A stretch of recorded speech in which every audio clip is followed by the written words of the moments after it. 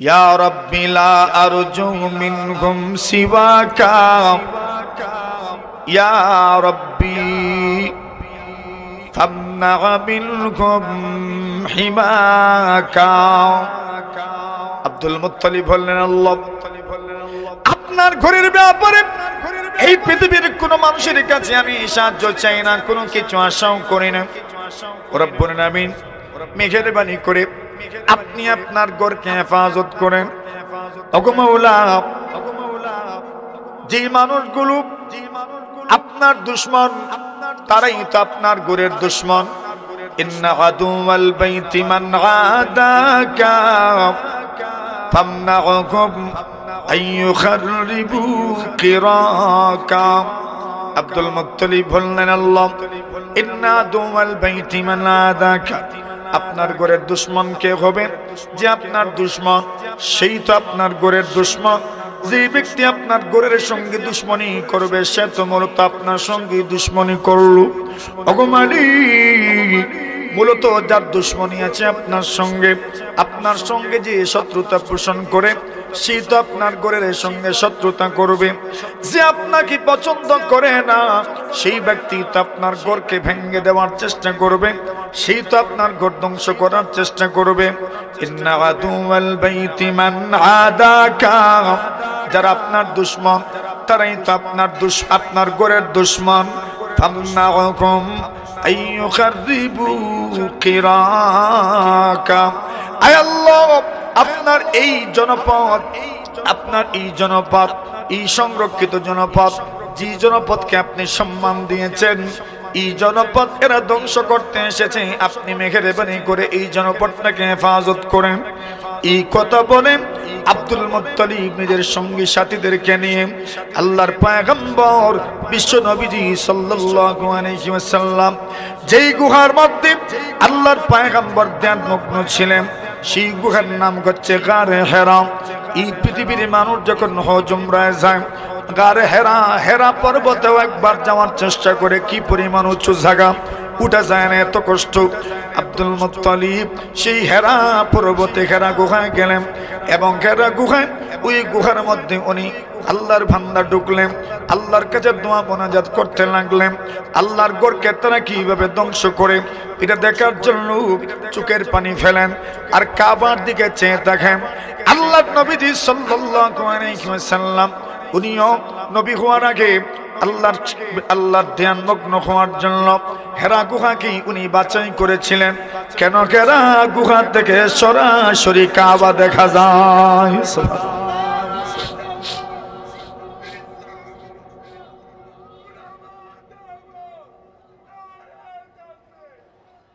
Abdul Muttalib উনিও আল্লাহর ঘর যেহেতু ওই গুহার থেকে সরাসরি দেখা যায়, এই জন্য উনি হেরা গুহায় গেলেন আল্লাহর ঘরের পরিণতি দেখার জন্য। ওইদিকে দোয়া করেছেন কার কাছে? ঘরের মালিককে। মাজুরে কোন? আপনি একজন ঘরের কেয়ারটেকার, এখন কেউ এসেছে এই ঘরের ক্ষতি করবে, আপনি মালিককে ফোন দিয়ে বললেন যে আপনার ঘর ভাঙ্গার জন্য কেউ এসেছে, কি মনে করেন মালিক বসে থাকবেন? না, চেষ্টা করবেন। চাচা ভাতিজা আপনজন যারা আছে, আপনার নেতা যারা আছে, এদেরকে ফন্টন দিবেন আর বলবেন যাও সে দেখে এসো, এরা নাকি আমার ঘর ভাঙ্গার জন্য এসেছে, বিষয়টা একটু বুঝে আসো, একটু বোঝার চেষ্টা করো কি নাকি আমি আসবো। আল্লাহ তাআলার ঘর ভাঙবেন। আব্দুল মুত্তালিব ঘরের মালিককে বলছেন, আল্লাহ এরা তো আপনার ঘর ভাঙতে এসেছে, আর আমি দুনিয়ার আর কারো কাছ থেকে কিছু আশা করি না, আপনার ঘর তো আপনি তো হেফাজত করবেন। এখন কি মনে করেন আল্লাহ কি হেফাজত করবেন না? মাথুন না আপনারা, আল্লাহ হেফাজত করতে না, আল্লাহ হেফাজত করবেন। কেমনে করবেন? আল্লাহ বলেন, আলাম তারা কাইফা ফাআলা রাব্বুকা বিআসহাবিল ফিল আলাম ইয়াজআল কাইদাহুম ফি তাদলিল। আল্লাহ বলেন, নবীজি গো আপনি কি দেখেন নাই? আলাম তারা, আপনি কি দেখেন নাই? আপনি কি দেখেন নাই? আসলে তো রাসূল দেখেন নাই, মানে বুঝাচ্ছেন আল্লাহ আপনি কি শুনেন নাই। আব্দুল্লাহ ইবনে আব্বাস বলেন, আলাম তারা অর্থ হলো আলাম তাসমা আপনি কি শোনেন নাই, অথবা আল্লাহ বলছেন আলাম তুখবার আপনি কি সংবাদ পান নাই, অথবা আল্লাহ বলছেন আলাম তাআলাম আপনি কি জানেন নাই। এই বিষয়টা তো সবার কাছে পরিচিত, সবার কাছে প্রসিদ্ধ ছিল। এমনকি খানায়ে কাবা আল্লাহর হাবিব সাল্লাল্লাহু আলাইহি ওয়াসাল্লাম যে সময় নবী হয়েছেন, যে সময় সূরাতুল ফিল নাজিল হয়েছে, কাবা ঘর ভাঙার জন্য যখন তারা চেষ্টা করেছিল, সেই সময়ে যারা এদের পরিণতি দেখেছেন, নিজের চোখে দেখেছেন, এমন অনেক মানুষগুলো জীবিত ছিলেন। সেই জীবিত মানুষগুলোর সামনে যখন নবীজি সূরাতুল ফিল তিলাওয়াত করে শুনিয়েছেন, সবাই বিশ্বাস করেছে ঘটনা তো এমনই ঘটেছিল। সবাই আশ্চর্য হয়ে গেলেন। মুহাম্মদ তো ইতিহাসও জানেন না, মুহাম্মদ তো নিরক্ষর মানুষ, অক্ষর জ্ঞানও তো ওনার নাই, কিছু পড়বেন ইতিহাস পড়বেন এমন কোনো ব্যবস্থাও তো ওনার নাই। উনি ইতিহাস পড়বেন, ভাষা জ্ঞান তো তেমন ছিল না, অক্ষরের জ্ঞান তো তেমন ছিল না, তবে উনি পড়বেন কেমনে? না পড়ে থাকলে কেমনে জানলেন? হস্তি বাহিনীকে আল্লাহ ধ্বংস করে দিয়েছেন। ছুটু ছুটু যাকে যাকে পরিন্দারে এসেছে, ওই পাখি পরিন্দাদের মাধ্যমে আল্লাহ তাদেরকে ধ্বংস করে দিলেন। মুহাম্মদ কেমনে জানলেন? সবার সামনে মহান আল্লাহ আল্লাহর পয়গম্বরের নবুয়তের বিষয়টাও ক্লিয়ার করে দিলেন। মুহাম্মদ এমনিতে জানেন নাই, যিনি ধ্বংস করেছেন হস্তি বাহিনীকে, সেই মহান আল্লাহ মুহাম্মদকে জানিয়ে দিয়েছেন। সুবহানাল্লাহ। আল্লাহ বলছেন আলাম তারা কাইফা ফাআলা রাব্বুকা বিআসহাবিল ফিল। আল্লাহ বলেন নবীজি গো, আপনি কি শোনেননি আল্লাহ তাআলা হস্তি বাহিনীর সাথে কিরূপ আচরণ করেছিলেন? ওগো নবীজি, আপনি কি খবর পাওনি হাতি বাহিনীর সাথে আল্লাহ কেমন আচরণ করেছিলেন? ওগো নবীজি, আপনি কি জানেন নাই হাতি বাহিনীর সাথে আল্লাহ কেমন আচরণ করেছিলেন? ওই হাতি বাহিনীর সাথে আল্লাহ কেমন আচরণ করেছিলেন আপনি কি জানেন না? এখন আচরণ কি করেছিলেন আল্লাহ রাব্বুল আলামিন এরপরে বলছেন। এখানে একটা ছোট্ট প্রশ্ন থাকতে পারে, কাবা ঘর ধ্বংস করার জন্য তারা এত দূর ইয়ামান থেকে মক্কার ভূমিতে পৌঁছে গেল, প্রতিমধ্যে কোন মানুষ কি প্রতিরোধ গড়ে তুলল না? স্বাভাবিকভাবেই এমন একটা প্রশ্ন জাগতে পারে। কোন জাতির ঐতিহ্যবাহী স্থাপনা কেউ ধ্বংস করবে? আল্লাহ রাসূল সাল্লাল্লাহু আলাইহি ওয়াসাল্লামের এক হাদিস মধ্যখানে শুনেন, নবীজি বলছেন, কোন মানুষ যদি, কোন জাতি যদি আল্লাহ তাআলার সাথে কৃত ওয়াদা মানে না, ভঙ্গ করে, প্রতিশ্রুতি যদি ভঙ্গ করে, প্রতিজ্ঞা যদি ভঙ্গ করে, ওয়ালাম ইয়ানকুদু আহদাল্লাহ ওয়া আহদা রাসূলি ইল্লা সাল্লাল্লাহু আলাইহিম আদুওয়াম মিন গায়রিহিম ফাআখাযু বা'দা মা ফি আইদিহিম। কোন জাতি যদি আল্লাহর সাথে কৃত ওয়াদা ভঙ্গ করে, নবীজির সাথে কৃত ওয়াদা ভঙ্গ করে, আল্লাহ বলছেন তাদের শাস্তি হলো আল্লাহ বিজাতীয়দেরকে তাদের উপর লেলিয়ে দিবেন, আর ওই বিজাতীয়রা তাদের ঐতিহ্যবাহী স্থাপনাগুলো ধ্বংস করবে, নিজের দখলে নিয়ে যাবে। ওই সময় এমনটাই হয়েছিল, বর্তমান দুনিয়াতেও এমনটা হয়েছে। মুসলিম জাতি রবের সাথে তাদের কৃত ওয়াদা, নবীর সাথে তাদের কৃত ওয়াদা যখন পূর্ণ করে না, আল্লাহ তাআলা বাইতুল মাকদিসের মতো পবিত্র ভূখণ্ড আর স্থাপনা আল্লাহ মুসলমানদের থেকে বেদখল করে দেন। কথা বলেন ঠিক কিনা? কেন? আল্লাহ নবীর সাথে কৃত ওয়াদা যখন আমরা পূরণ করি না, এমন কিছু ঘটবে। কেন এই সমাজে আমরা অনেক মানুষই সুশীল, আমরা বা সুশীল সমাজ, কিন্তু ইসলাম প্রতিষ্ঠিত করার জন্য যা দরকার, এই হিম্মত, এই আগ্রহ, এই জোশ, এমন অনেক কিছু আমাদের মধ্যে বিদ্যমান নাই, যা থাকার দরকার ছিল। আবরাহা বাদশা হস্তি বাহিনী নিয়ে আসছেন, প্রতিমধ্যে ইয়ামানের ক্ষমতাচ্যুত শাসক পরিবারের রাজবংশের একজন মানুষ যুনাফার, উনি মক্কার মানুষকে নিয়ে প্রতিরোধ গড়ে তুলেছিলেন, কিন্তু উনি পরাজিত হয়েছেন। যুনাফার বন্দী হলেন, ওনাকে বন্দী অবস্থায় আবরাহা হত্যা করলেন না, সাথে করে নিয়ে আসলেন। প্রতিমধ্যে হাসাম গোত্রের কিছু মানুষ ওনারাও প্রতিরোধ গড়ে তুললেন, কিন্তু ওনারাও পরাজিত হলেন। ওনাদের লিডার যারা, ওনাকেও বন্দী অবস্থায় খানায় কাবার দিকে নিয়ে আসা হলো, যাতে করে উনি পথ প্রদর্শন করতে পারেন। এতটুকু প্রতিরোধ গড়ে উঠেছিল, কিন্তু কেউ সফল হতে পারেন নাই, কামিয়াব হতে পারেন নাই। মক্কার কিছু দূরে, খানায় কাবা থেকে কিছু দূরে এক জায়গায় আব্রাহা বাদশাহ তার বাহিনী নিয়ে অবস্থান করলেন, যাত্রা বিরতি করলেন, এবং আব্রাহার বাহিনী মক্কাতুল মুকাররমার বাসিন্দাদের উট, ছাগল, বকরি, দুম্বা এগুলো তারা লুটপাট শুরু করলো। এমনকি মক্কার লিডার আব্দুল মুত্তালিবেরও 200টা জীবজন্তু আব্রাহার লোকজন লুট করলো। আব্দুল মুত্তালিব ছিলেন তখন মক্কাতুল মুকাররমার সর্বজন শ্রদ্ধেয় নেতা। উনি নবীজির কি হন? মাশাআল্লাহ, নবীজির কি হন তো জানেনই তো, নবীজির কি দাদা। তো দাদা এত সম্মানী, নাতিও তো সম্মানী। দাদাকে সকলেই সম্মান করতেন, নাতিও ছিলেন সম্মানী। আব্দুল মুত্তালিব দেখতেও সুন্দর মানুষ, এত সুন্দর মানুষ সেই যুগে এত সুন্দর কোন মানুষ কেউ দেখে নাই। সুবহানাল্লাহ। উনি এত সুন্দর হওয়ার কারণে ওনার নাম ছিল সাইবা, মানে সুন্দর, অতিরিক্ত সৌন্দর্যের কারণে শরীরের পশম পর্যন্ত আপনার সাদা হয়ে গিয়েছে। এত সৌন্দর্য আল্লাহ ওনাকে দান করেছে। চেহারাও সুন্দর, গঠনও সুন্দর, শারীরিক অবকাঠামো এত সুন্দর, চেহারার মধ্যে ভয় আছে, নেতৃত্বের চাপ আছে, যত কিছু থাকার দরকার সবই ওনার মধ্যে বিদ্যমান আছে।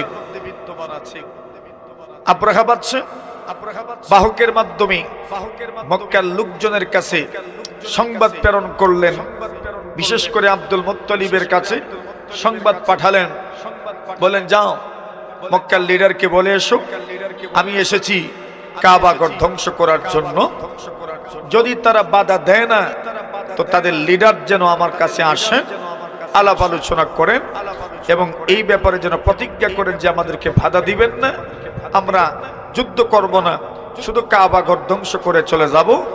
যদি আসেন না তাহলে বোঝা যাবে ওনারা বাধা দিবেন, আমরা নির্বিচারে যে কোনো ধরনের আমরা রক্তক্ষয়ী সংঘর্ষ আমরা সবকিছু মেনে নিব, সংঘর্ষে আমরা ঝড়াবো, আমরা হত্যা করব, যে কোনো কিছু, যে কোনো মূল্যে, যে কোনো কিছুর বিনিময়ে আমরা কাবাঘর ধ্বংস করব। স্পর্ধা তো কম না, কথা বলেন ঠিক না বেটি? আব্দুল মুত্তালিব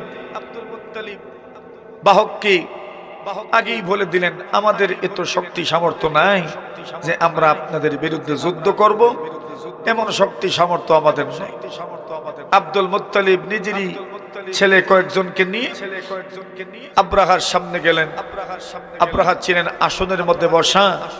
যেই মাত্র আব্দুল মুত্তালিবের চেহারার সৌন্দর্যতা আর চেহারার মধ্যে যে একটা ভাব আছে এটা উনি দেখেছেন, সাথে সাথেই আব্রাহা আসন ছেড়ে আব্দুল মুত্তালিবের সাথে মাটির মধ্যে বিছানা আছে ওই বিছানায় এসে বসছে। আব্দুল মুত্তালিবকে বললেন আমি তো এসেছি খানায় কাবা ধ্বংস করার জন্য। আব্দুল মুত্তালিব বলেন ভাই আমরা আপনাকে বাধা দিচ্ছি না, আমরা এই ব্যাপারে কথা বলছি না। আমার কিছু উট ছাগল আপনার লোকজন নিয়ে গেছে, আমার এগুলো আপনি ফেরত দেন। আব্রাহা বললেন আমি তো ধারণা করেছিলাম আপনি জ্ঞানী গুণী মানুষ, বিবেকবান মানুষ, কিন্তু আমি আপনার কথায় তো বুঝলাম বিবেক বলতে কিছু নাই ওই আপনার মাঝে, কোনো দূরদর্শিতা নাই। কেন? আপনি একজন লিডার মানুষ, আপনি আপনার উট ছাগল নিয়ে কথা বলছেন, অথচ আমি এসেছি খানায় কাবা ধ্বংস করার জন্য। এই ব্যাপারে আপনার জবান থেকে আমি কিছুই শুনলাম না। উনি বলছেন দেখেন আমি তো কাবাগরের মালিক নই, আমি কাবাগরের কি নই, মালিক নই। আনা রব্বুল ইবিল, আমি হচ্ছি উটের মালিক। আনা রব্বুল ইবিল, আমি হলাম উটের মালিক। এই দুনিয়াতে সাময়িক সময়ের জন্য এই উটগুলোর মালিকানা আমার, আমি হচ্ছি উটের মালিক। ওয়ালিল বাইতি রাব্বুন ইয়াহমিহি, যে ঘরকে ধ্বংস করার জন্য তুমি এসেছো, ওই ঘরের একজন মালিক আছেন, উনি তার ঘরকে হেফাজত করবেন। সুবহানাল্লাহ বলেন, কি সুন্দর কথা। আর রব্বুল ইবিল, আমি হলাম উটের মালিক, এই জন্য আমি আপনার কাছ থেকে উট চেয়ে নিয়েছি। ওয়ালিল বাইতি রাব্বুন ইয়াহমিহি, এই যে ঘর আপনি ধ্বংস করার জন্য এসেছেন, ওই ঘরের একজন মালিক আছেন, উনি তার ঘর বাঁচাবেন।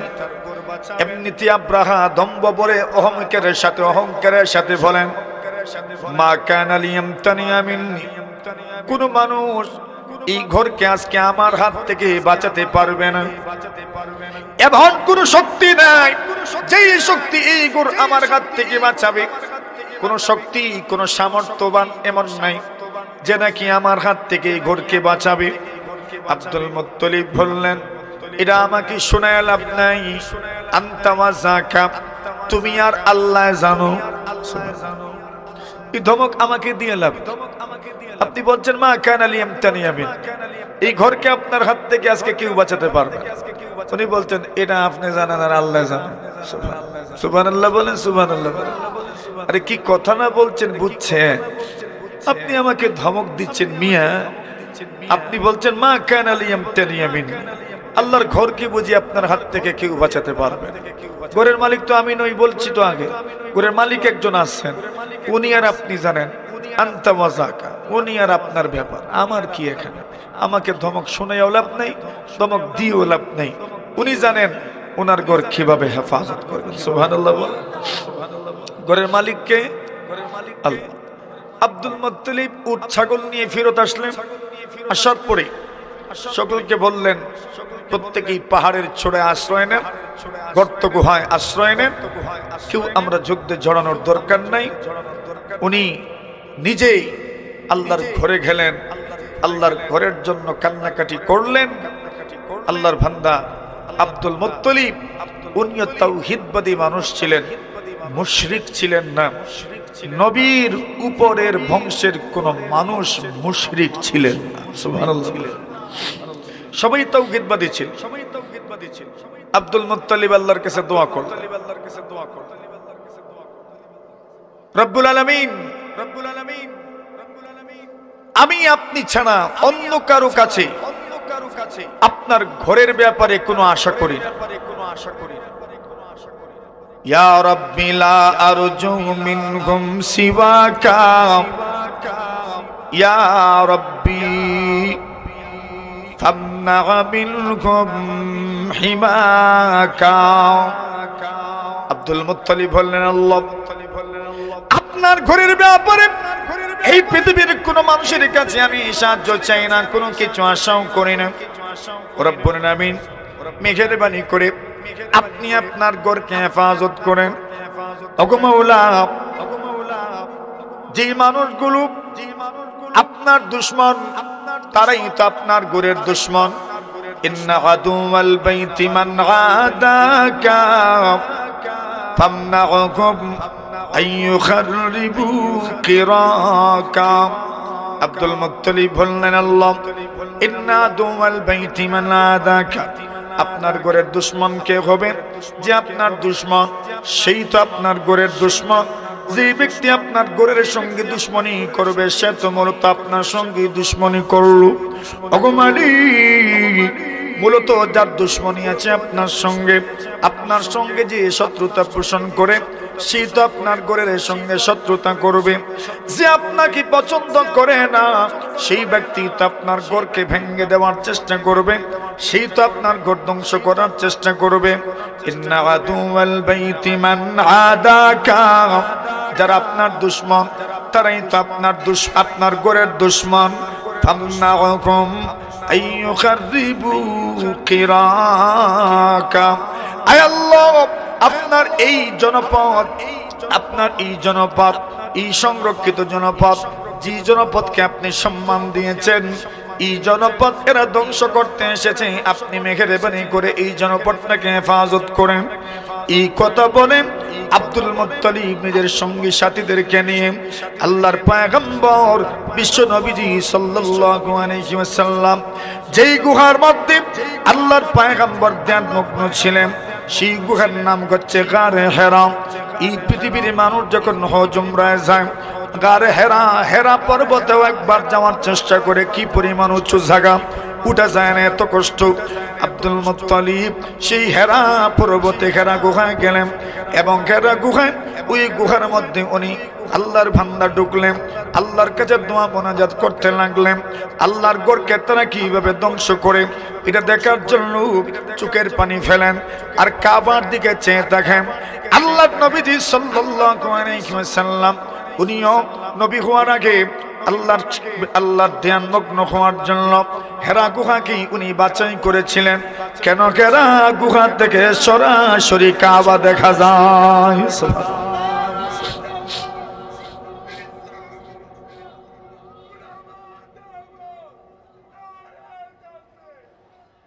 আব্দুল মুত্তালিব উনিও আল্লাহর ঘর যেহেতু ওই গুহার থেকে সরাসরি দেখা যায়, এই জন্য উনি হেরা গুহায় গেলেন আল্লাহর ঘরের পরিণতি দেখার জন্য। ওইদিকে দোয়া করেছেন কার কাছে? ঘরের মালিককে। মাজুরে কোন?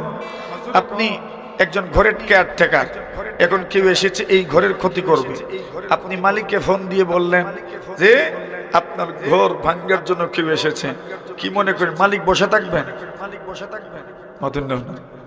না চেষ্টা করবেন?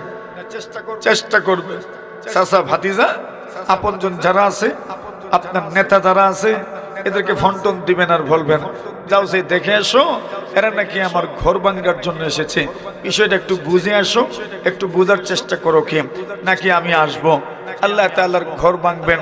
আব্দুল মুত্তালিব ঘরের মালিককে বলছেন, আল্লাহ এরা তো আপনার ঘর ভাঙতে এসেছে, আর আমি দুনিয়ার আর কারো কাছ থেকে কিছু আশা করি না, আপনার ঘর তো আপনি তো হেফাজত করবেন। এখন কি মনে করেন আল্লাহ কি হেফাজত করবেন না? মাথুন না আপনারা, আল্লাহ হেফাজত করতে না, আল্লাহ হেফাজত করবেন। কেমনে করবেন? আল্লাহ বলেন, আলাম তারা কাইফা ফাআলা রাব্বুকা বিআসহাবিল ফিল আলাম ইয়াজআল কাইদাহুম ফি তাদলিল। আল্লাহ বলেন, নবীজি গো আপনি কি দেখেন নাই? আলাম তারা, আপনি কি দেখেন নাই? আপনি কি দেখেন নাই? আসলে তো রাসূল দেখেন নাই, মানে বুঝাচ্ছেন আল্লাহ আপনি কি শোনেন নাই। আব্দুল্লাহ ইবনে আব্বাস বলেন, আলাম তারা অর্থ হলো আলাম তাসমা, আপনি কি শোনেন নাই? অথবা আল্লাহ বলছেন আলাম তুখবার, আপনি কি সংবাদ পান নাই? অথবা আল্লাহ বলছেন আলাম তাআলাম, আপনি কি জানেন নাই? এই বিষয়টা তো সবার কাছে পরিচিত, সবার কাছে প্রসিদ্ধ ছিল। এমনকি খানায়ে কাবা আল্লাহর হাবিব সাল্লাল্লাহু আলাইহি ওয়াসাল্লাম যে সময় নবী হয়েছেন, যে সময় সূরাতুল ফিল নাজিল হয়েছে, কাবা ঘর ভাঙার জন্য যখন তারা চেষ্টা করেছিল, সেই সময়ে যারা এদের পরিণতি দেখেছেন, নিজের চোখে দেখেছেন, এমন অনেক মানুষগুলো জীবিত ছিলেন। সেই জীবিত মানুষগুলোর সামনে যখন নবীজি সূরাতুল ফিল তিলাওয়াত করে শুনিয়েছেন, সবাই বিশ্বাস করেছে ঘটনা তো এমনই ঘটেছিল। সবাই আশ্চর্য হয়ে গেলেন, মুহাম্মদ তো ইতিহাসও জানেন না, মুহাম্মদ তো নিরক্ষর মানুষ, অক্ষর জ্ঞানও তো ওনার নাই, কিছু পড়বেন ইতিহাস পড়বেন এমন কোনো ব্যবস্থাও তো ওনার নাই। উনি ইতিহাস পড়বেন, ভাষা জ্ঞান তো তেমন ছিল না, অক্ষরের জ্ঞান তো তেমন ছিল না, তবে উনি পড়বেন কেমনে? না পড়ে থাকলে কেমনে জানলেন হস্তি বাহিনীকে আল্লাহ ধ্বংস করে দিয়েছেন? ছুটু ছুটু যাকে যাকে পরিন্দারা এসেছে, ওই পাখি পরিন্দাদের মাধ্যমে আল্লাহ তাদেরকে ধ্বংস করে দিলেন। মুহাম্মদ কেমনে জানলেন? সবার সামনে মহান আল্লাহ আল্লাহর পয়গম্বরের নবুয়তের বিষয়টাও ক্লিয়ার করে দিলেন। মুহাম্মদ এমনিতে জানেন নাই, যিনি ধ্বংস করেছেন হস্তি বাহিনীকে, সেই মহান আল্লাহ মুহাম্মদকে জানিয়ে দিয়েছেন। সুবহানাল্লাহ। সাথে সাথে এটাও প্রকাশ পেল যে মুহাম্মদ এই বিষয়টা জানলেন কেমনে? নিশ্চয় মুহাম্মদের একটা যোগাযোগ আছে আল্লাহর সাথে। সুবহানাল্লাহ জুড়ে বলেন। নবী আকরাম সাল্লাল্লাহু আলাইহি ওয়াসাল্লাম বলেন, আল্লাহ তাআলা আমাকে জিজ্ঞাসা করছেন আপনি কি শুনেন নাই? এই ব্যাপারটা যদিও প্রশ্নবোধক, প্রশ্নের আকারে আল্লাহ জিজ্ঞাসা করছেন, কিন্তু আসলে এর উদ্দেশ্য হচ্ছে নিশ্চিত বোঝানো যে বিষয়টা ঘটেছে, যে ব্যাপার সবার শোনার ব্যাপার, সবাই যে বিষয়টা শুনে থাকে, এই ব্যাপারটা সম্পর্কে অবশ্যই দেখার মতো হয়ে যায়। শুনতে শুনতে কোনো কোনো বিষয় দেখার মতোই হয়ে যায়, শুনতে শুনতে কোনো কোনো সংবাদ দেখার মতোই হয়ে যায়। এই বিষয়টা এত প্রসিদ্ধ ছিল, ইতিহাসের পাতায় সংরক্ষিত ছিল, সবার কাছে ব্যাপারটা এত প্রসিদ্ধ ছিল যেন এখন হয়ে গেছে দেখার মতো। ওই আল্লাহ জিজ্ঞাসা করছেন, আলাম তারা, আপনি কি দেখেন নাই? অথবা কখনো কখনো আল্লাহ পরবর্তীকারে আলম এই কেমন বাক্যরীতি এমন স্থানে ব্যবহার করেন মানুষের আগ্রহ সৃষ্টি করার জন্য, বিষয়টা সম্পর্কে আগ্রহ সৃষ্টি করার জন্য এমন বাক্যরীতি আল্লাহ তাআলা প্রয়োগ করেন। আলাম তারা, আপনি কি দেখেন নাই? আলাম তারা অন্যান্য নবীদের ব্যাপারে আল্লাহ বলছেন, অন্যান্য ঘটনার ব্যাপারে আল্লাহ বলছেন, আলাম তারা ইলাল্লাযীনা, আপনি কি দেখেন নাই ওই মানুষগুলোর ব্যাপারে যারা ভয় করেছিল, এদেরকে কি আপনি দেখেন নাই? মানে এদের ব্যাপারে কি আপনি শুনেন নাই? ঘটনা তো প্রসিদ্ধ। আল্লাহ কি বলছেন? আলাম ইয়াজআল কাইদাহুম ফি তাদলিল, আল্লাহ তো তাদের চক্রান্তকে ব্যর্থ করে দিয়েছেন। সুবহানাল্লাহ। আল্লাহ তাদের চক্রান্ত কি করেছেন? ব্যর্থ করে দিয়েছেন। আল্লাহ তাআলা তাদের ষড়যন্ত্রকে নস্যাৎ করে দিয়েছেন। তাদের ষড়যন্ত্র আলোর মুখ দেখেনি, সফলতার মুখ দেখেনি, চক্রান্ত মাকড়সার জালের মতো ছিন্ন ভিন্ন হয়ে গেছে। তাদের চক্রান্ত কোনো কাজ আসেনি, তাদের চক্রান্ত কোনো কাজ দেয়নি। এমনকি আব্রাহা বাদশাহ যখন আব্দুল মুত্তালিবের কথা শুনলেন, আমি হচ্ছি উটের মালিক, ওয়ালিল বাইতে রব্বুন ইয়াহমিহি, আল্লাহর ঘরের মালিক তো আল্লাহ, উনি হেফাজত করবেন।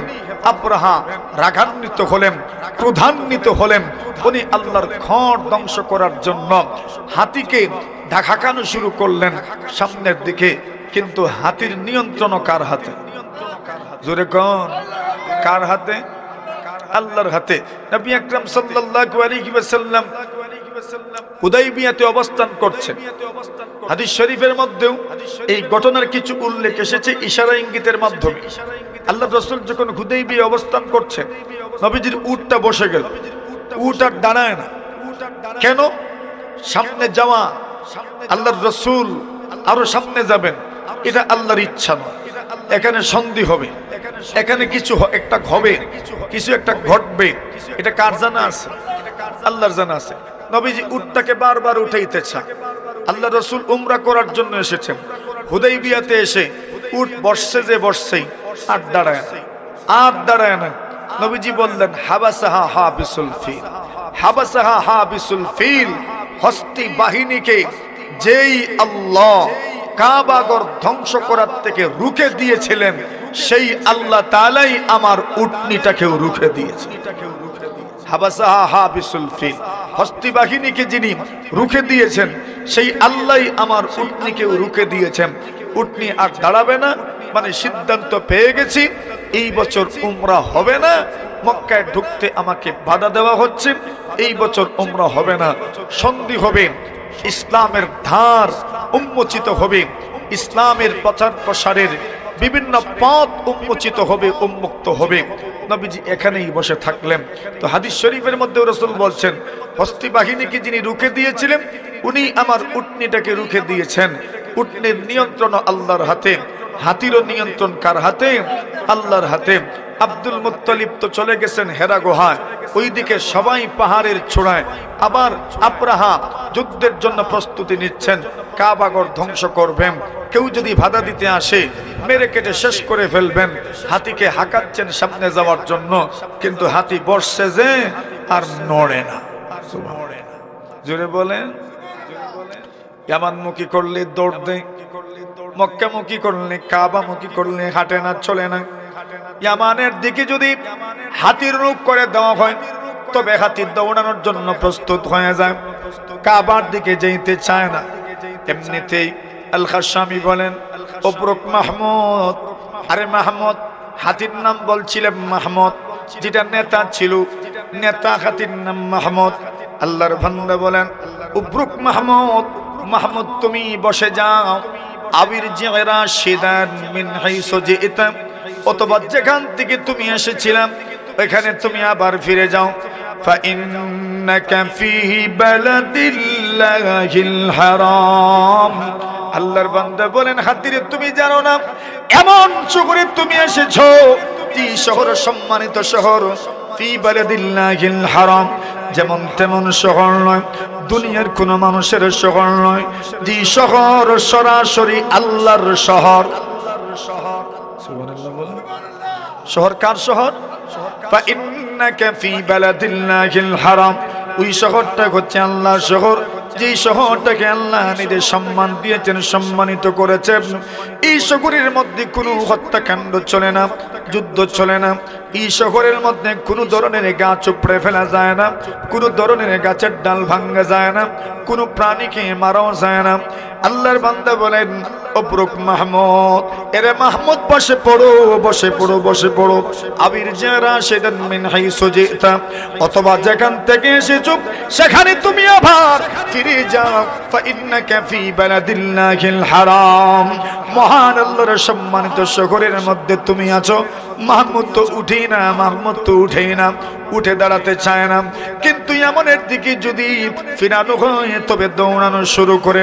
আল্লাহ পরওয়ারদিগারে আলম বলেন, এরা মক্কার মুকাররমার খানায়ে কাবা হাত দেবে দূরের কথা, কাবার দ্বারের কাছেও তো এরা যাইতে পারে নাই।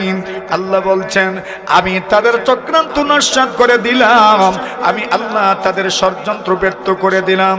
ওয়া আরসালা আলাইহিম তাইরান আবাবিল।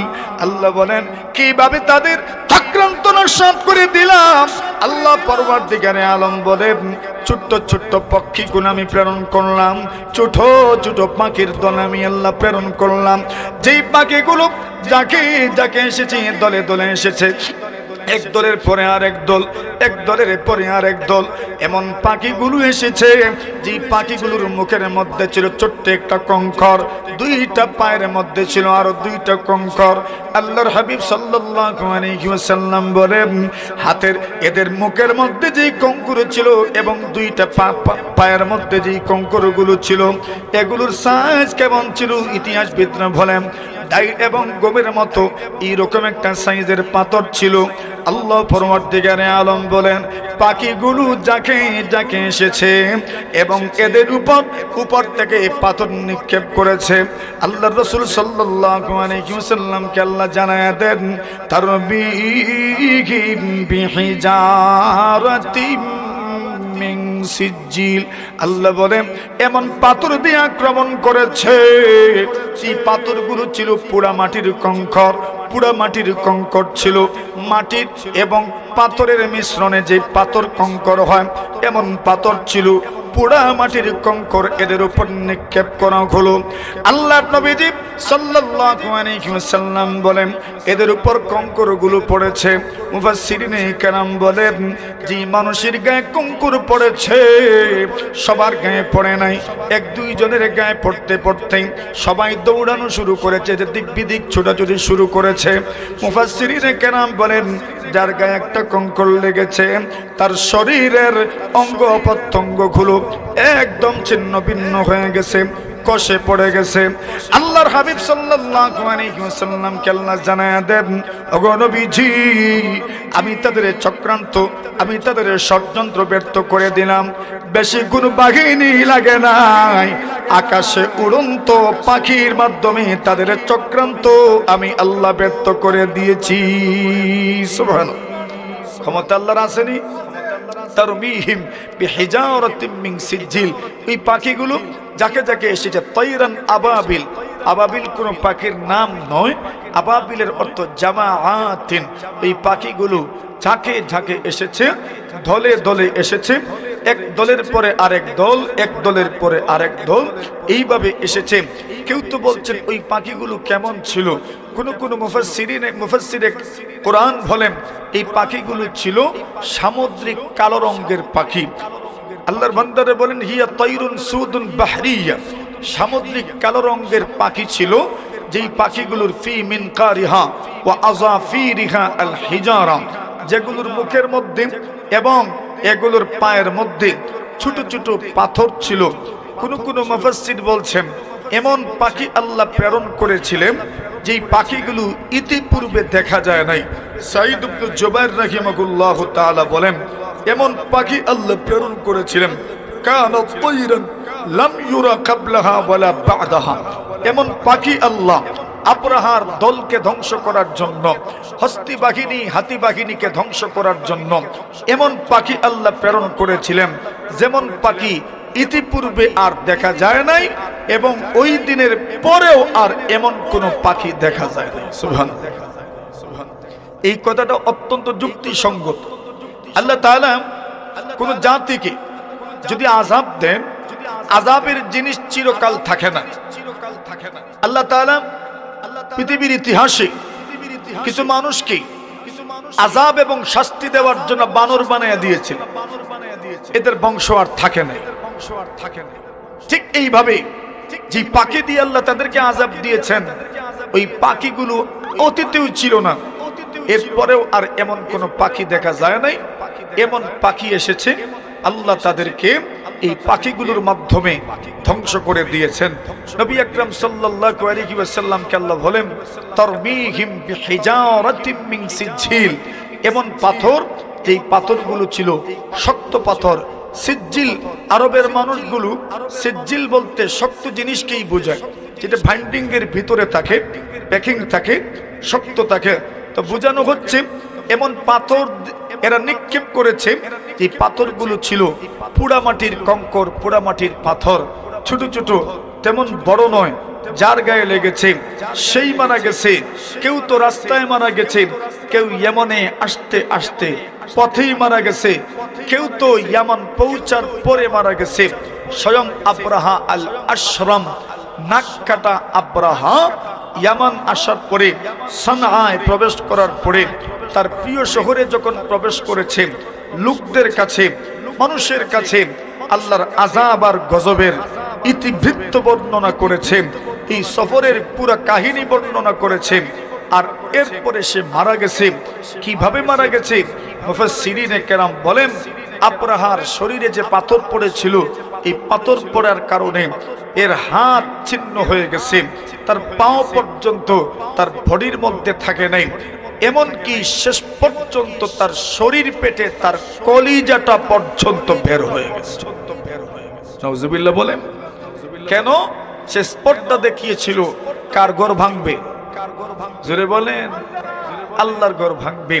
আল্লাহ তাআলা পৃথিবীর মানুষের সামনে এই বিষয়টা তুলে ধরলেন। আল্লাহ বলছেন, তারমিহিম বিহিজারাতিম মিন সিজিল। এমন মানুষগুলো হযরত আম্মা জান আয়েশা সিদ্দিকা রাদিয়াল্লাহু তাআলা আনহা এবং আসমা রাদিয়াল্লাহু তাআলা আনহুমা দুজন বলেন, আমি এবং আমার বোন আমাদের জীবদ্দশায় যারা হাতি চালাইতো, এমন দুইজন ব্যক্তিকে আমি দেখেছি যারা অন্ধ হয়ে গিয়েছিল। ইয়াস্তাতঈমানিন নাস, যারা মানুষের কাছে হাত পাতত, খাবার দাবার খুঁজে এরা মানুষের কাছ থেকে ভিক্ষা বিক্রি করে তারা নিজের খোরাকের ব্যবস্থা করত। অন্ধ হয়ে গিয়েছিল, বিকলাঙ্গ হয়ে গিয়েছিল। কিছু মানুষ দিক বিদিক ছুটেছে, এরা সামনে অগ্রসর হয় নাই। কিছু মানুষ স্পর্ধা দেখিয়েছিল। আল্লাহ তাআলা তাদেরকে মরণ দিয়েছেন, এমন মরণ যেটাকে দৃষ্টান্ত পূর্ণ মরণ বলা হয়। নবী আকরাম সাল্লাল্লাহু আলাইহি ওয়াসাল্লামকে আল্লাহ বলেন, এদের অবস্থা কেমন হয়েছিল? ফাজআলাহুম কাআসফিম মাকুল। এদের অবস্থা কেমন হয়েছিল? এদের অবস্থা হয়েছিল ভক্ষিত তৃণের মতো। মানে হচ্ছে, শব্দ কঠিন হয়েছে, সহজ করে দেই। গরু ছাগল অনেক কিছু খায়, খাওয়ার পরে চাবায়, চাবানোর পরে ওইগুলো লেদা হয়ে বের হয়। মানে খাইছে তো খের, খাইছে তো ঘাস, কত কিছুই তো খায়, কিন্তু পেটের ভিতরে যাওয়ার পরে এগুলো এমন হয় যে এটার কোনো অস্তিত্বই থাকে না, একদম অস্তিত্বহীন হয়ে পিছনের রাস্তা দিয়ে বের হয়ে যায়। ঠিক এই মানুষগুলো যারা হস্তি বাহিনীতে অংশগ্রহণ করেছিল, আব্রাহার সাথে হত্যা করার, বাইতুল্লাহ ধ্বংস করার জন্য গিয়েছিল, আল্লাহ তাদেরকে এমনই ধ্বংস করেছেন। আল্লাহর বান্দা কাশামি বলেন, আইনাল মাফাররু ওয়াল ইলাহু তালিবু। আল্লাহর বান্দা বলেন, কোথায় পলাচ্ছ এখন? কোথায় পলাচ্ছ এখন? বল ইলাহুত তালিবু, আরে তোমাদেরকে খুঁজছেন তো আল্লাহ। কে খুঁজছেন বলেন এখন? বাগার জায়গা কই? যাদেরকে আল্লাহ খুঁজেন ভাগবেন কোথায়? এই দুনিয়াতে খোদাদ্রোহী অনেক আছে, পালানোর চেষ্টা করছেন, কই পালাবেন? খুঁজতেছেন কে? তো আল্লাহর দুনিয়া তুই যাইতে কই? আল্লাহর বান্দা বলেন আইনাল মাফাররু ওয়াল ইলাহুত তালিবু আল আশরামুল মাগলুবু লাইসাল গালিবু। কোথায় পালাচ্ছেন? ওয়াল ইলাহুত তালিবু, আল্লাহ যদি তোমাদেরকে খুঁজেন তবে তোমরা কিভাবে আত্মগোপন করে থাকবা, কিভাবে তোমরা পলায়ন করবা? ওয়াল ইলাহুত তালিবু, আল্লাহ তো তোমাদেরকে খুঁজছেন।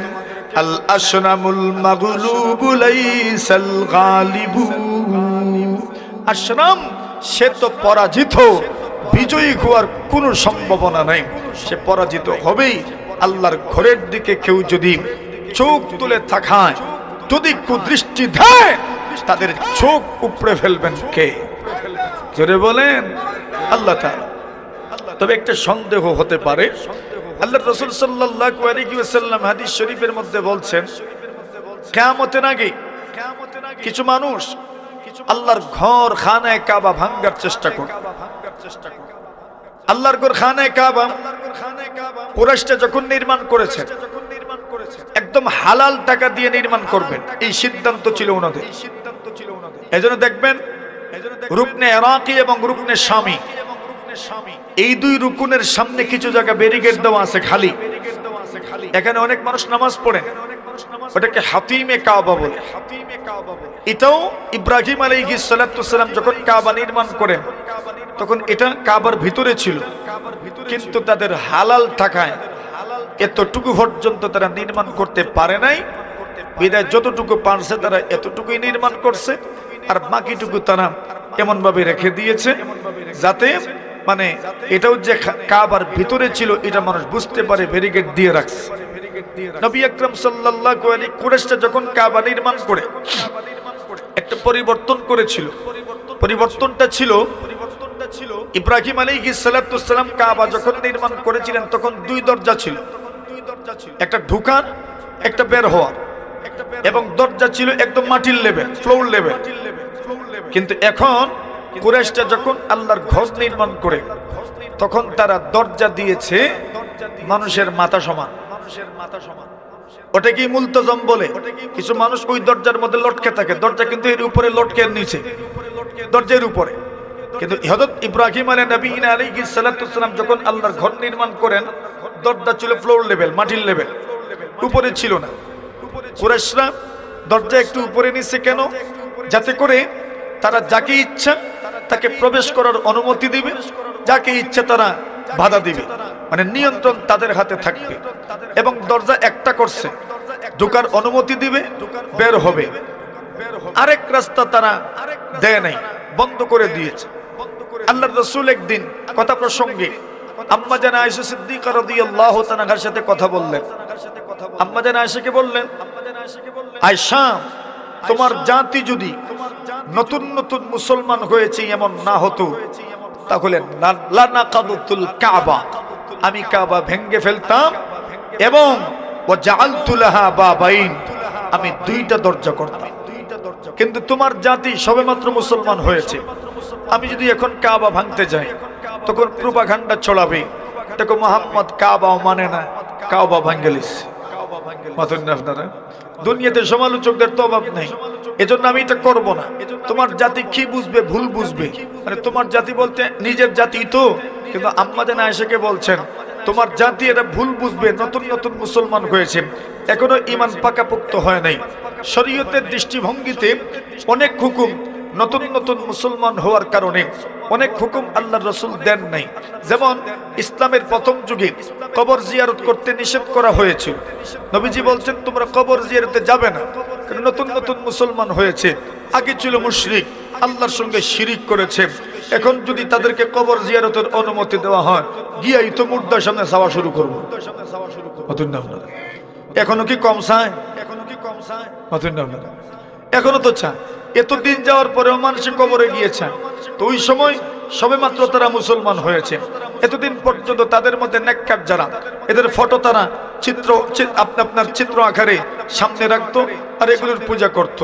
এখন যদি এদেরকে কবর জিয়ারতের অনুমতি দেওয়া হয় তো মুর্দার কাছে 2 হাত সম্প্রসারিত করে চাইতে থাকবে, তো এদেরকে কে বাঁচাবে? এজন্য রাসূল বলছেন কবর জিয়ারতে যেও না। যখন ঈমান পুক্তা হয়ে গেল, একদম মজবুত ঈমানওয়ালা হয়ে গেলেন, এখন আর এরা গায়রুল্লাহর কাছে চাইবে না, আল্লাহ ছাড়া অন্য কারো কাছে চাইবে না, বিশেষ করে মৃতদের কাছে তো চাইবে নাই। আল্লাহর রাসূল তখন বললেন, আরে সাহাবীরা আমার, ইন্নী কুনতু নাহাইতুকুম আন জিয়ারাতিল কুবুর, আমি তোমাদেরকে কবর জিয়ারত থেকে বাধা প্রদান করেছিলাম, আলা ফাজুরুহা, এখন তোমাদেরকে অনুমতি দিচ্ছি তোমরা জিয়ারত করতে পারো। অনেক হুকুম আল্লাহর রাসূল, অনেক প্রসঙ্গে আল্লাহর রাসূল বলতেন না, পরবর্তীতে বলতেন উম্মতের ঈমানের চিন্তা করে। অনেক সময় অনেক উত্তম আমল যেটা ফরজ নয়, ওয়াজিব নয়, সুন্নাত নয়, মুস্তাহাব, উম্মতের কষ্ট হবে দেখে আল্লাহর রাসূল ছেড়ে দিতেন। অনেক সময় অনেক কথা সকলকে বলতেন না, মানুষ ভুল বুঝবে এজন্য সকলকে বলতেন না। নির্দিষ্ট যাদের আকল আছে, জ্ঞান আছে, বুদ্ধি আছে, বিবেক আছে, জ্ঞানী গুণী মানুষ, তাদেরকেই বলতেন। কেন? এরা ভুল বুঝবে না। এখন আল্লাহ রাসূল আয়েশাকে বলছেন, আয়েশা, তোমার জাতি যদি সবেমাত্র মুসলমান না হতো তাহলে আমি কাবা ভেঙে দিতাম, আর ইব্রাহিম নবী যেভাবে বানিয়েছিলেন আমি সেইভাবেই নির্মাণ করতাম। কিন্তু এরা নতুন নতুন মুসলমান হয়েছে, এরা আমার ব্যাপারে খারাপ ধারণা পোষণ করবে। নতুন নতুন মক্কা বিজয় হয়েছে, এরা বলবে দেখছো অবস্থা, মুহাম্মদ মক্কাটা বিজয় করার পরেই এখন কাবা ভেঙে ফেলছে। আল্লাহ রাসূল বললেন আমি এটা করব না। তবে নবীজির ইন্তেকালের পরে রাসূল আকরাম সাল্লাল্লাহু আলাইহি ওয়াসাল্লামের সাহাবী আব্দুল্লাহ ইবনে জুবাইর রাদিয়াল্লাহু তাআলা নবীজি যেভাবে কাবা নির্মাণ করতে চেয়েছিলেন এইভাবেই নির্মাণ করেছেন। কিন্তু এরপরে হাজ্জাজ ইবনে ইউসুফ এসে আবার বর্তমান যে হালতে আছে, মানে কুরাইশরা যেভাবে নির্মাণ করেছিল এইভাবেই নির্মাণ করেছেন, যাতে আব্দুল্লাহ ইবনে জুবাইরের কোন স্মৃতি আর না থাকে, সব স্মৃতি যেন মুছে যায়, এজন্য উনি এমনটা করেছেন।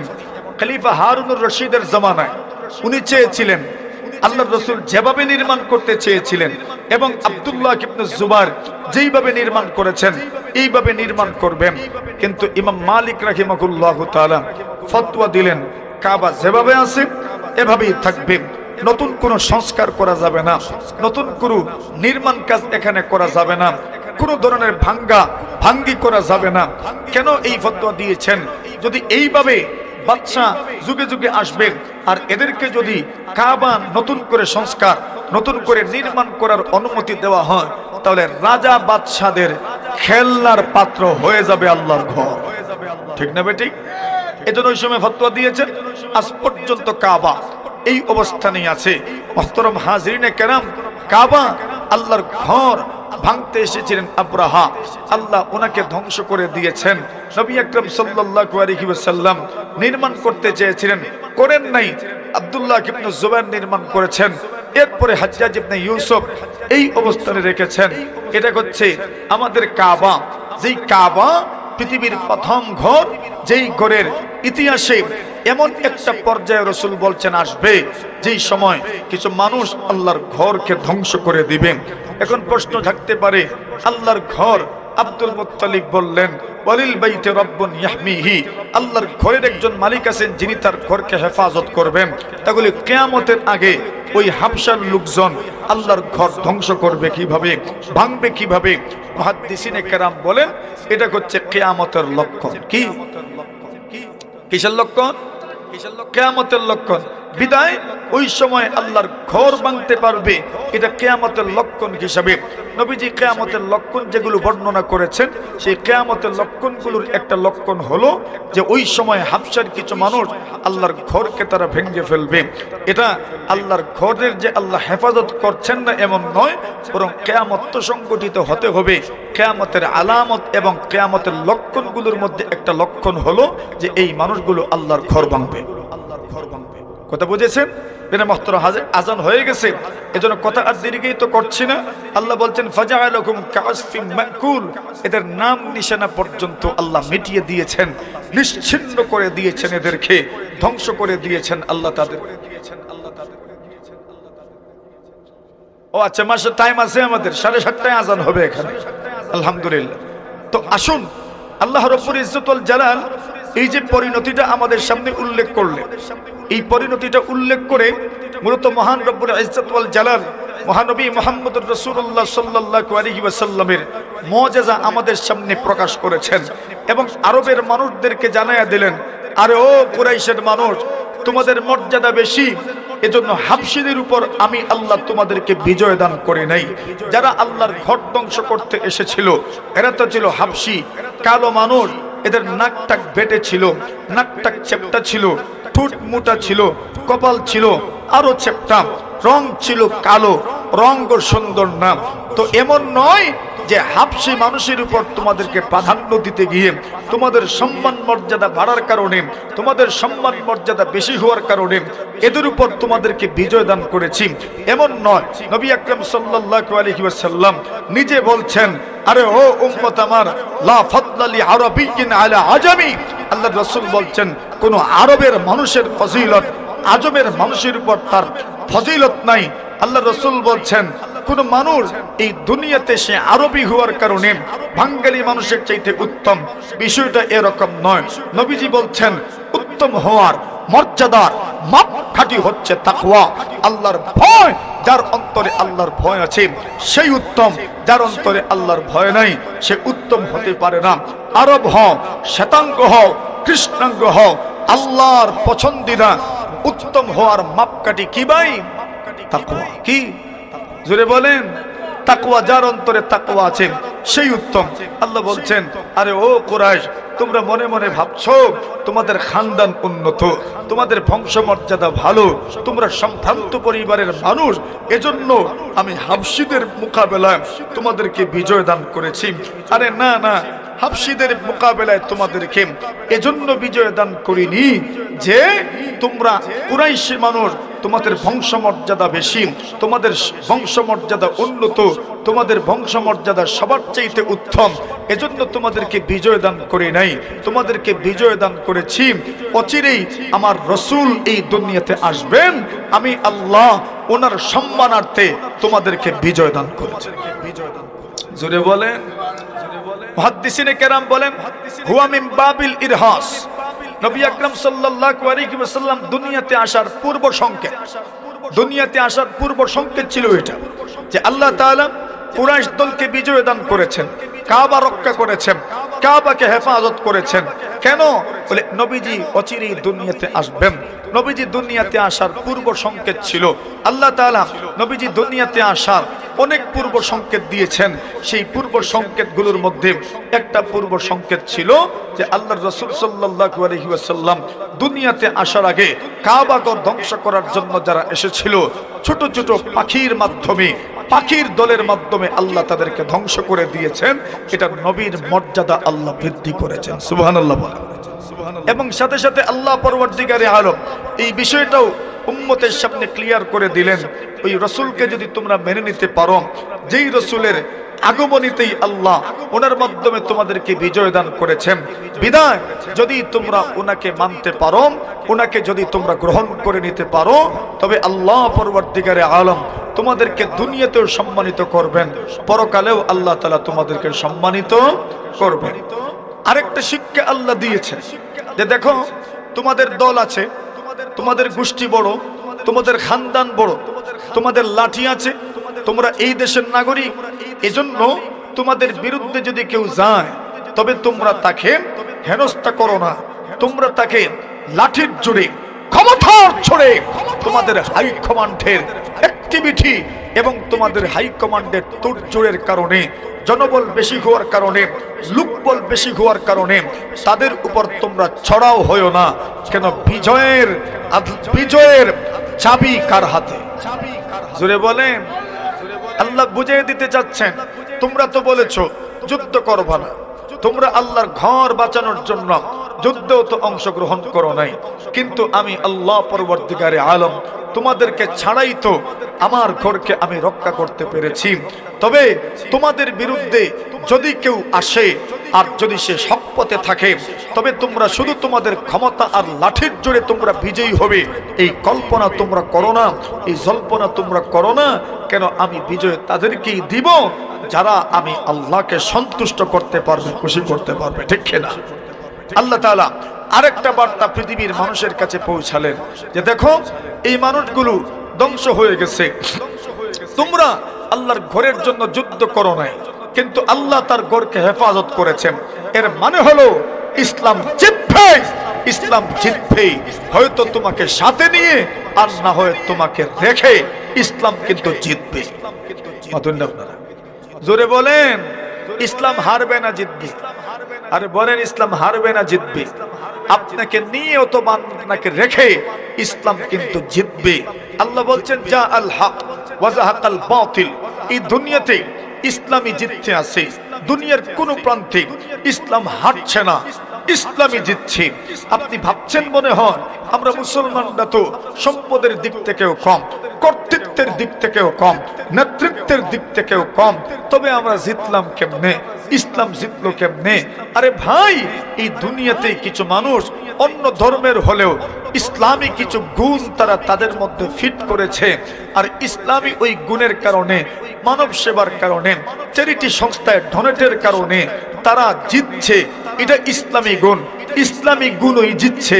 আর আমরা যে এই দুনিয়াতে লাঞ্ছিত হচ্ছি কেন, আমাদের মধ্যে তো অনইসলামিক গুণ বেশি চলে এসেছে। কথা বলেন ঠিক না বেটি?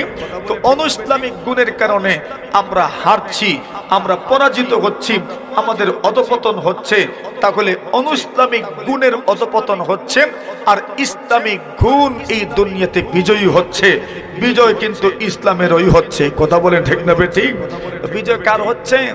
ইসলামের হচ্ছে। আল্লাহ তাআলা জানায়া দিলেন, নবী আপনি কি দেখেননি আমি হস্তি বাহিনীর সাথে কি আচরণ করেছি? আলাম ইয়াজাল কাইদাহুম ফি তাদলিল, মানুষের চক্রান্তকে আমি নস্যাৎ করে দিয়েছি। ওয়া মাকারু ওয়া মাকারাল্লাহ, এরাও চক্রান্ত করে, আল্লাহ বলেন তাদের চক্রান্তের জবাবও আমি দেই। সুবহানাল্লাহ বলেন। চক্রান্তের জবাব কে দেন? চক্রান্ত এরাও করে, আল্লাহ বলছেন তাদের চক্রান্তের জবাব আমি আল্লাহ দেই। আল্লাহ কোন দিকে চক্রান্তের জবাব দিবেন আপনি টের পাইবেন? আপনি টের পাবেন না। এরা তো ধারণাই করতে পারে নাই মানুষ কেউ যুদ্ধে আসবে না। আল্লাহ পাখি পাঠায়া দিবেন, যাকে যাকে আসবে উহদ থেকে মারবে, ড্রোন কি এটাই তো ড্রোন, উপর থেকে মারবে। বর্তমান দুনিয়াতে কোন দিক থেকে মারে? এখন উপর থেকে মারে। আরে সম্মুখ সমর, সামনে সামনে যুদ্ধ তো কমে গেছে, এখন মারে কোন জায়গা থেকে? উপর থেকে। এরা তো ধারণাও করতে পারে নাই, এরা সামনাসামনি প্রতিরোধ গড়ে তুলবে না, যুদ্ধ করতে আসবে না। কিন্তু মানুষ ছাড়া যে আল্লাহ পাখিগুলোকে ড্রোন হিসাবে প্রেরণ করবেন, ওটা তারা কেমনে জানতো? তাদের ধারণাতেই ছিল না, কল্পনাতেই ছিল না। আল্লাহ বলছেন আলাম ইয়াজাল কাইদাহুম ফি তাদলিল, তবে তুমি চিন্তা করো না, তুমি যদি ইসলামের সঙ্গ ছেড়ে দাও তো ইসলাম মনে হয় পরাজিত হয়ে যাবে। আরে না না না না, ইসলাম পরাজিত হবে না, ইসলাম জিতবেই। কথা বলেন ঠিক না? তোমাকে নিয়ে অথবা তোমাকে রেখে বিজয় কার হবে? ইসলামিক গুণের বিজয় হবে, হয়তো তোমার মাধ্যমে হবে, অথবা খ্রিস্টানদের মাধ্যমে ইসলামিক গুণের বিজয় হবে, অথবা ইহুদিদের মাধ্যমে ইসলামিক গুণের বিজয় হবে, আর তোমার মাধ্যমে অনইসলামিক গুণের পরাজয়। এই দুনিয়াতে আবার ওদের এগুলো দেখে নিজে এদের পুরো ভক্ত হয়ে যায় না। দেখেছেন তো গতকাল রাত্রে থেকে কি আপনাদের সামনে ভাসছে, ওয়ালে ওয়ালে ভাসছে, সবার চোখের সামনে আসে তো। এটাই তাদের মুখোশ, এটাই তাদের মানবতা, এটাই তাদের মানবাধিকার, এটাই তাদের নারী অধিকার। কথা বলে ঠিক না বে ঠিক? এটা নারী অধিকারের মুখোশের ভিতরে তারা নারীভোগী, শিশু বাল্য বিবাহ বন্ধের জন্য তাদের তোড়জোড়, আর ছোট্ট ছোট্ট বালিকার নারী বুড়ি ধারাই ছেড়ে খায়। এটাই তাদের মানবতা। মেরে মোহতরম হাজরিনে কেরাম, তো ইসলাম জিতবে রে ভাই ইনশাআল্লাহ। ইসলামকে যে ইসলামী দুনিয়াতে প্রতিষ্ঠিত হবেই ইনশাআল্লাহ। তো ইসলামের পক্ষেই থাকার দরকার।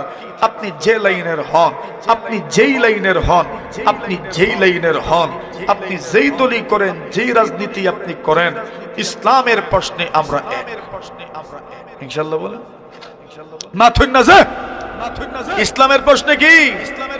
ইসলামের প্রশ্নে এক। ইসলামী কোন হুকুমের বিরুদ্ধাচরণ কেউ করবে, আমরা তাকে ছাড় দিয়ে কথা বলব। কথা বলে কেন? ইসলাম তো জিতবে, আমাকে সাথে নিয়ে আর না হয় আমাকে রেখে ইসলাম কিন্তু জিতবে। আল্লাহ পাক আমাদেরকে তৌফিক দান করুন। সবাই বলে আমিন। আল্লাহ তাআলা আমাদেরকে ইসলামের পক্ষে কাজ করার তৌফিক দান করুন। আমাদের ঘরে ঘরে ব্যক্তি জীবনে আল্লাহ ইসলামের প্র্যাকটিস করার তৌফিক দান করুন, আমলে পরিণত করার তৌফিক আল্লাহ দান করুন। আমিন। ওয়া আখিরু দাওয়ানা আনিল হামদুলিল্লাহি রাব্বিল আলামিন। আলহামদুলিল্লাহি রাব্বিল আলামিন। والصلاة والسلام على سيد الأنبياء والمرسلين وعلى آله وأصحابه أجمعين। أي الله আমরারে মাফ ফরমাও, আমরার মুর্দেগানদেরকে মাফ ফরমাও, আমরার বিমারদেরকে শিফা দান ফরমাও। আল্লাহ তাআলা আমাদের সকল বিমারদেরকে আপনি মেহেরবানি করে শিফা দান করুন। আল্লাহ আমাদের পেরেশানি দূর করে দাও। আমাদের এক বোন অসুস্থ, আল্লাহ মেহেরবানি করে আপনার দারুশ শিফা থেকে শিফা দান করুন। রব্বানা আমাদের পরিবার পরিজন যারা অসুস্থ সকলকে মেহেরবানি করে আপনি শিফা দান করেন। আল্লাহ তাআলা আল্লাহ এই সংগঠনকে আল্লাহ কিয়ামত পর্যন্ত আপনি জারি আর সারি রাখো। আল্লাহ প্রজন্ম থেকে প্রজন্মান্তরে মহান রব্বুল আলামিন এই আকীদা, বিশ্বাস, ধ্যান ধারণা, চিন্তা চেতনা আল্লাহ প্রজন্ম থেকে প্রজন্মান্তরে আপনি পৌঁছায়া দাও। সবাই যেন আমরা ইসলামের জন্য নিবেদিত প্রাণ হতে পারি তৌফিক দান করো। মসজিদ মাদ্রাসার জন্য, দ্বীনের জন্য, আল্লাহ সমাজ সেবার জন্য, সমাজের অসহায় আল্লাহ দুর্দশাগ্রস্ত মানুষের কাছে যেন আসতে পারি, সেই তৌফিক আপনি আমাদেরকে দান করুন। সাল্লাল্লাহু তাআলা আলা খাইরি খালকিহি মুহাম্মাদিন ওয়া আলিহি ওয়া সাহবিহি আজমাইন। আমিন বিরহমাতিকা ইয়া আরহামার রাহিমিন।